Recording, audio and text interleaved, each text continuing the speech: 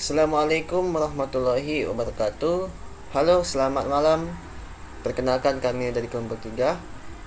Hari ini kami akan mempresentasikan materi 3 tentang Artificial Intelligence dengan fokus pada 3 pengambilan keputusan, yaitu fase intelligence, fase design, dan fase choice atau fase pilihan.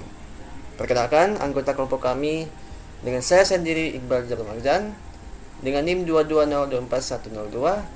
Lalu ada teman saya bernama Gilang Ramadan S. Luau dengan NIM 220241109. Dan kemudian ada Irham Adiaat Muhammad dengan NIM 2202416. Nah, kami bertiga akan memulai presentasi ini dengan memahami lebih jauh tentang fase pengambilan keputusan. Oke, langsung saja slide selanjutnya. Nah, di sini ada bagian pengambilan keputusan. Saya ajarkan sedikit, di mana di dalam gambar ini merupakan diagram alur dari proses pengambilan keputusan yang terdiri dari 3 fase utama, yaitu ada fase intelijen, lalu ada fase design phase, ada fase choice atau fase pilihan. Nah, setelah fase-fase ini, solusi akan dipilih nanti lalu diimplementasikan. Jika implementasi berhasil, maka akan sukses atau hasilnya adalah kesuksesan. Namun jika gagal, proses ini akan kembali lagi ke fase sebelumnya untuk melakukan verifikasi dan pengujian ulang terhadap solusi yang akan diusulkan nanti. Oke, langsung saja slide selanjutnya. Nah, sini ada 3 fase dalam pengambilan keputusan seperti yang saya sudah jelaskan tadi, di mana ada intelligent phase, ada poin-poin di mana ada identifikasi masalah, klasifikasi masalah, penilaian masalah, dan kepemilikan masalah. Lalu ada design phase atau fase desain dengan poinnya dikasih solusi sebuah model yang mempresentasikan sistem. Kemudian ada choice phase, pemilihan terhadap solusi yang diusulkan untuk model. Oke, selanjutnya. Nah, saya akan membahas intelligent phase atau fase intelijen. Untuk poin pertama ada identifikasi masalah, lalu ada klasifikasi masalah, yang ketiga penilaian masalah, yang keempat kepemilikan masalah. Oke. Nah, di identifikasi masalah ini dimulai dengan identifikasi terhadap tujuan dan sasaran organisasional yang berkaitan dengan isi yang diperhatikan. Kemudian pada fase ini seseorang berusaha menentukan apakah ada suatu masalah, mengidentifikasi gejala-gejalanya, menentukan keluasannya, dan mendefinisikan secara eksplisit. Bedakan antara masalah dengan gejala dan suatu masalah. Kemudian eksistensi masalah dapat ditentukan dengan memonitor dan menganalisis tingkat keproduktivitas organisasi. Kemudian ukuran produktivitas ini didasarkan pada data yang real. Nah, kumpulan data itu nanti dan estimasi terhadap data di masa akan datang merupakan langkah paling sulit di dalam analisis. Kemudian menentukan apakah masalah itu benar-benar ada, di mana, dan seberapa signifikan dapat dilakukan setelah investigasi awal selesai dilakukan. Kemudian poin kunci adalah apakah sistem informasi melaporkan masalah atau hanya melaporkan gejala-gejala dari sebuah masalah. Masih dalam identifikasi masalah, di mana ada isu yang muncul dalam pengumpulan dan sistem dan estimasi data, berupa data yang tidak tersedia, pemenuhan data yang bisa jadi memerlukan biaya yang besar, lalu ada data mungkin tidak akurat atau tidak cukup tepat, lalu ada estimasi dapat sering subjektif, data bisa tidak dari aman, data penting yang mempengaruhi hasil dapat bersifat kualitatif, lalu kemudian hasil akhir dapat terjadi lebih dari periode yang ditentukan. Kemudian diasumsikan data yang akan datang akan sama dengan data historis. Nah, yang kedua, klasifikasi masalah, di mana konseptualisasi terhadap suatu masalah dalam rangka menempatkannya dalam suatu kategori yang dapat didefinisikan mengarah pada suatu pendekatan solusi standar. Nah, pendekatan inilah penting dalam mengklasifikasikan masalah-masalah sesuai tingkat strukturisasi pada masalah tersebut. Nah, strukturisasi masalah menurut Simon 1977, poin pertama ada masalah terprogram.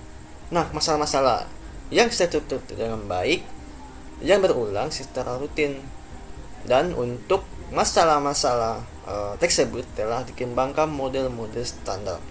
Contohnya, jadwal mingguan karyawan, determinasi bulan arus kas, seleksi tingkat inventory untuk suatu item spesifik di bawah permintaan konstan. Nah, poin kedua ada masalah tidak terprogram. Masalah ini tidak terstruktur, yang belum dikenal sebelumnya dan tidak terjadi lagi. Contohnya, menangani proyek penelitian dan pengambilan yang rumit, keputusan merger dan akuisisi baru, memilih suatu pekerjaan, dan mengevaluasi inisiatif e-commerce. Lalu ada masalah semi-terstruktur berada di antara kedua spektrum tersebut. Kemudian masalah dapat menjadi tidak terstruktur ketika pengetahuan atau informasi yang tersedia sangat minim atau tidak ada. Kemudian mengembangkan pengetahuan mengenai suatu masalah dapat menambah struktur pada masalah tidak terstruktur atau semi-terstruktur. Nah, kemudian ada penguraian dekomposisi masalah, di mana masalah itu yang kompleks dapat dibagi menjadi banyak masalah atau sub-masalah. Nah, memecahkan sub-masalah ini yang lebih sederhana dapat membantu memecahkan masalah yang kompleks. Dekomposisi memfasilitasi komunikasi di antara para pengambil keputusan. Kemudian ada kepemilikan masalah, mana menentukan kepemilikan masalah ini merupakan hal penting pada fase intelijensi. Sebuah masalah ada di dalam sebuah organisasi hanya jika seseorang atau beberapa kelompok mengambil tanggung jawab untuk mengatasinya, dan jika organisasi memiliki kemampuan untuk memecahkannya. Kemudian ketika pemilikan masalah tidak ditentukan, maka seseorang tidak melakukan tugasnya atau masalah akan diidentifikasi sebagai masalah orang lain. Oleh karena itu, penting bagi seseorang untuk secara sukarela memiliki atau menugaskannya kepada seorang lain. Nah, fase intelijensi berakhir dengan penyataan masalah secara formal. Nah, sekian dari penjelasan saya. Nanti akan dilanjutkan penjelasannya oleh teman saya nanti. Oke, sekian. Terima kasih. Assalamualaikum warahmatullahi wabarakatuh. Saya Gilang Ramadan Esblau dengan NIM 22024109. Baik, saya di sini akan melanjutkan penjelasan dari teman saya. Langsung saja. Design phase itu adalah rekonstruksi sebuah model yang merepresentasikan sebuah sistem, meliputi penemuan atau mengembangkan dan menganalisis tindakan yang mungkin untuk dilakukan, meliputi pemahaman terhadap masalah dan menguji solusi yang layak. Sebuah model pengambilan keputusan, konstruksi, dites, dan divalidasi. Untuk pemodelannya meliputi konseptualisasi masalah dan mengabstraksikan masalah ke dalam bentuk kuantitatif atau kualitatif. Untuk sebuah model matematika, variabel-variabel diidentifikasi dan kemudian ditentukan hubungan-hubungan di antara variabel tersebut. Model yang sederhana mengarah pada biaya pengembangan yang lebih rendah, manipulasi yang lebih mudah, dan solusi yang lebih cepat atau tidak akurat. Untuk model ini memiliki model yang lebih sederhana biasanya memerlukan lebih sedikit data atau data yang diagregasikan lebih mudah didapatkan.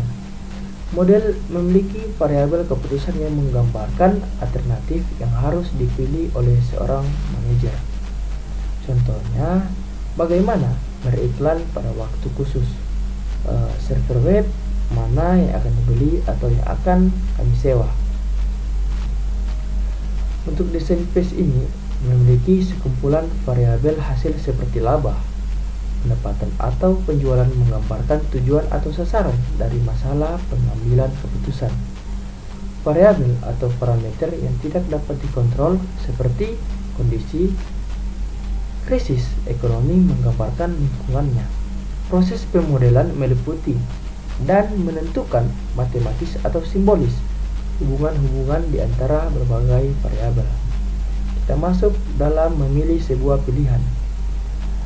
Memilih sebuah pilihan memiliki prinsip pilihan, sebuah kriteria yang menggambarkan akseptabel dari sebuah solusi, kemampuan untuk dapat diterima. Pada sebuah model prinsip tersebut adalah sebuah variabel hasil.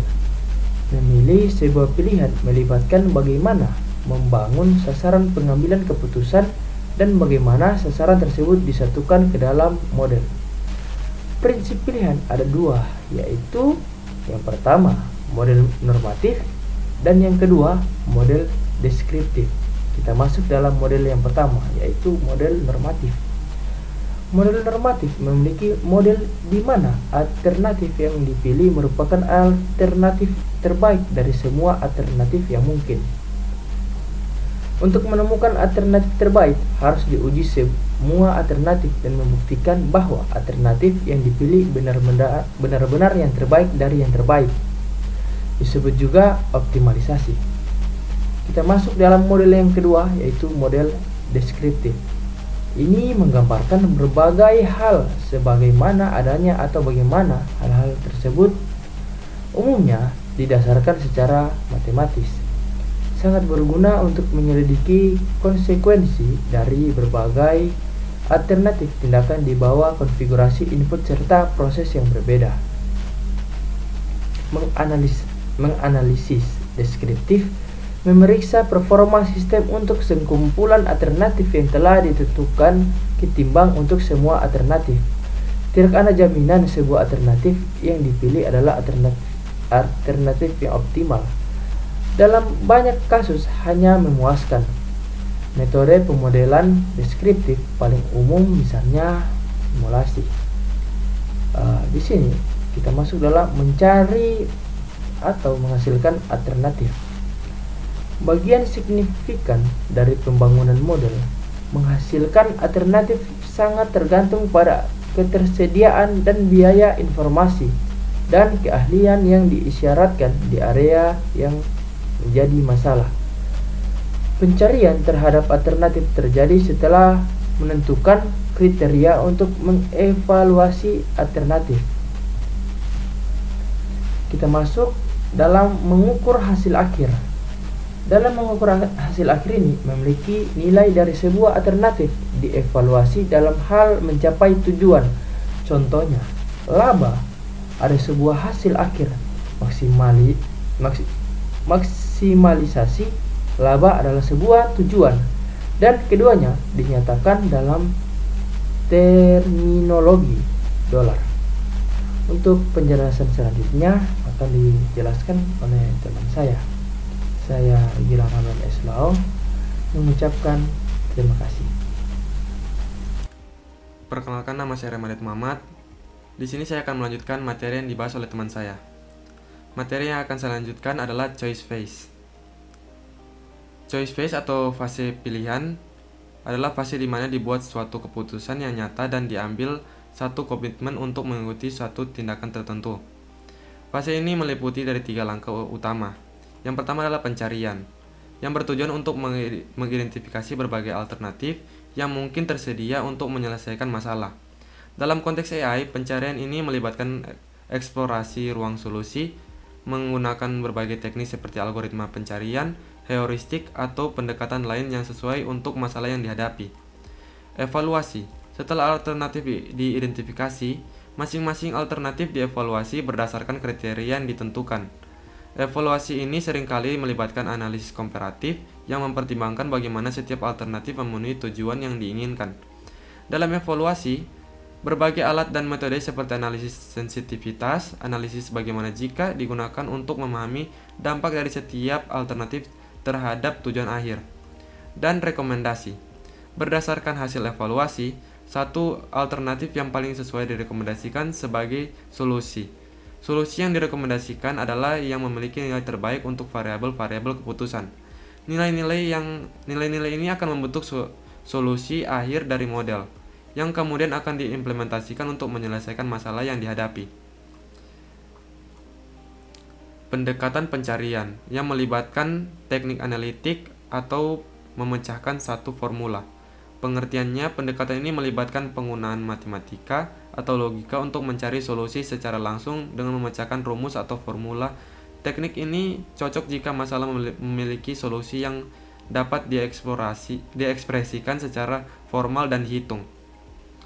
Algoritma atau prosedur langkah-langkah. Pengertiannya, algoritma adalah prosedur yang terdiri dari serangkaian langkah-langkah yang terdefinisi dengan baik, yang secara deterministik akan menghasilkan solusi untuk suatu masalah. Algoritma biasanya bersifat sistematis dan memastikan solusi ditemukan jika kondisi awal dan aturan langkah-langkah diikuti dengan benar. Heuristik atau aturan utama.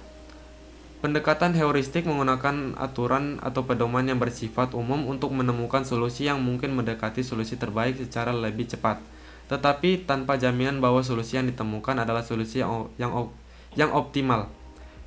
Heuristik sering digunakan untuk masalah yang terlalu besar atau rumit untuk diselesaikan dengan algoritma yang ketat.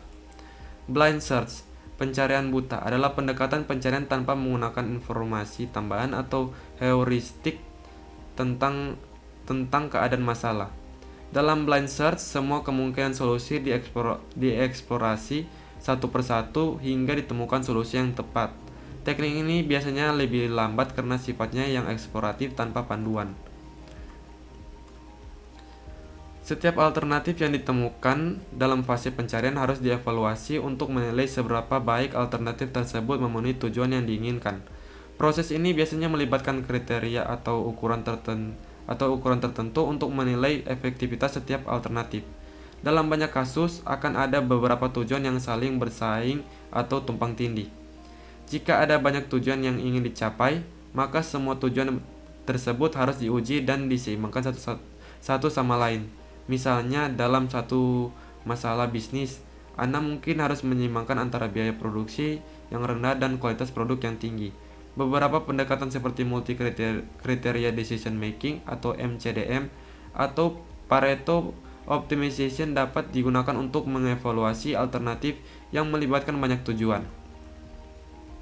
Analisis sensitivitas adalah teknik yang digunakan untuk mengukur ketangguhan dan ketahanan suatu alternatif terhadap perubahan dalam variabel atau parameter model. Ini digunakan dengan mengubah nilai parameter kunci dan melihat bagaimana perubahan tersebut mempengaruhi solusi yang dipilih. Dengan kata lain, kita ingin mengetahui sejauh mana alternatif yang dipilih tetap efektif jika ada perubahan dalam kondisi atau asumsi awal. Analisis bagaimana jika digunakan untuk menyelidiki dampak perubahan besar atau signifikan dalam parameter model terhadap hasil.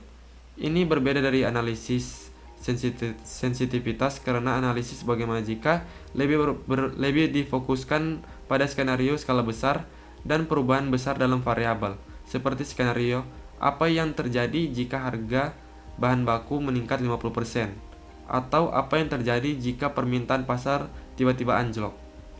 Kesimpulannya, pengambilan keputusan mencangkup pencarian alternatif, evaluasi berdasarkan kriteria tertentu, dan rekomendasi solusi. Teknik seperti algoritma heuristik dan analisis sensitivitas digunakan untuk memilih solusi yang paling efektif sebelum diimplementasikan. Sekian penjelasan dari kelompok kami. Mohon maaf jika ada kekurangan dan salah kata. Sekian dan terima kasih.